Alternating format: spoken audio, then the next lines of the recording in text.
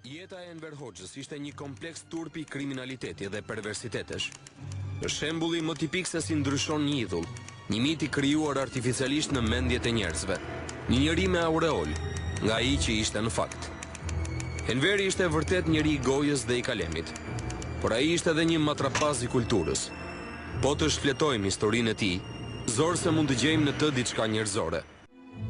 Provoj të ishte nxënës i mesëm, student i dobët, njeri i qefeve, cigareshitës, komandanti një grupi të armatosur pa e shkrepur kur drejt për drejt armën, siç pretendonin bashkëluftëtarët e tij, drejtuesi i Partisë Komuniste, për të përfunduar në njërin prej diktatorëve më të egër në botë.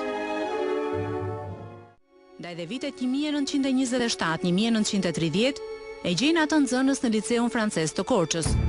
Shokët e liceut tregonin se ishte i dobët në lëndët eksakte dhe vetëm duke kopjuar arrinte të merrte nota kaluese. E nëntor dhjetorit 1944 është një letër e Nako Spirut drejtuar Titos për biografinë e Enver Hoxhës. Ky letër të lë pa fjalë për atë që mendonin shokët e partisë për njeriu që i drejtonte. Ushqua zakonisht si njeri që shkëlqeu në luftën kundër fraksioneve. Kjo është pjesa gratis. Më tepër ka gërthitur në këtë fushë se sa ka punuar. Nuk ka bërë asgjë nga vetja. Zbatues pa perspektivë i Miladinit. Inteligjencë mediokre. Në shkollë dhe si profesor gjithashtu mediokër. Gjatë gjithë kësaj kohe jetë jo shumë të rregullt. Në parti sektar, krijoi klik rreth vetes. Donte të ishte i pari në çdo gjë dhe t'i merrte të gjithë me shkelma. Asnjë cilësi prej udhëheqësi. Në popull nuk është i njohur dhe atje ku është i njohur nuk gëzon reputacion. Partia po e popularizon me të gjitha mënyrat. Vetëm kështu ka filluar të bëhet i njohur. Përpara Vukmanović Tempos që kishte zëvendësuar Popovicin dhe Mugoshën, Hoxha bën autokritik, duke pranuar se në çdo hap pranë tij ishte Miladini. Madje ai thotë se ishte hija dhe firmotari i urdhrave të tij. Hoxha firmoste pa kundërshtuar. Në një grup intelektualësh ca gjëra nuk i morëm seriozisht që në fillim. As vetë Enveri nuk e morën më seriozisht që në fillim. Miladin Popovici dhe Dushan Mugosha i shtruan Enverit një rrugë dafinash drejt pushtetit dhe ja pastruan me shumë zgjuarsi dhe dinakëri këtë rrugë nga rivalit. Përveç faktit që Shqipëria ishte në prag të shndërrimit të një republike të shtatë, marrëdhëniet arritën deri aty sa të fusnin serbishten si gjuhë të huaj në shkollë.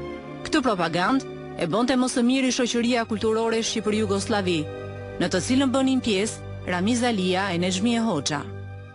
I mandatuar si kryeministër më 1946-ën, në fjalën para deputetëve të Kuvendit Popullor, Hoxha do të shprehej. Miqësia që na lidh me Jugosllavinë është nga ato miqësi të rralla dhe të sinqerta, që ndihmojnë aq shumë popullin tonë dhe nderojnë dhe respektojnë independencën dhe sovranitetin e Shqipërisë. Jugoslavia e madhe e marshallit Tito dhe Shqipëria jonë e vogël kanë gjetur rrugën e demokracisë së vërtet dhe të shëndosh. Pas prishjes me Jugosllavinë vjen koha e dashurisë shqiptaro-ruse. Më 1961 prishja me Bashkimin Sovjetik krijon një tjetër aleancë, atë të 78-s, miqësinë me Kinën, pasi mori prej saj një ndihmë prej $400 milion.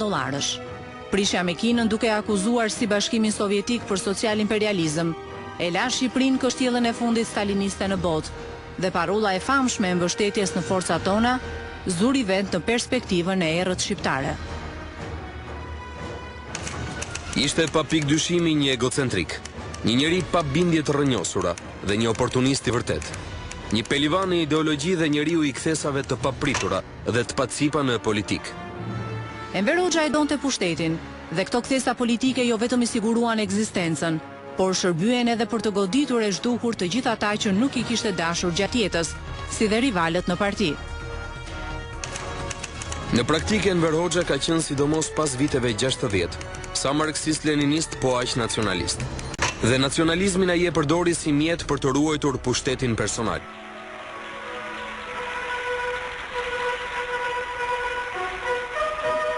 Shoku Enver Hoxha zbulon monumentin e heroit legjendar.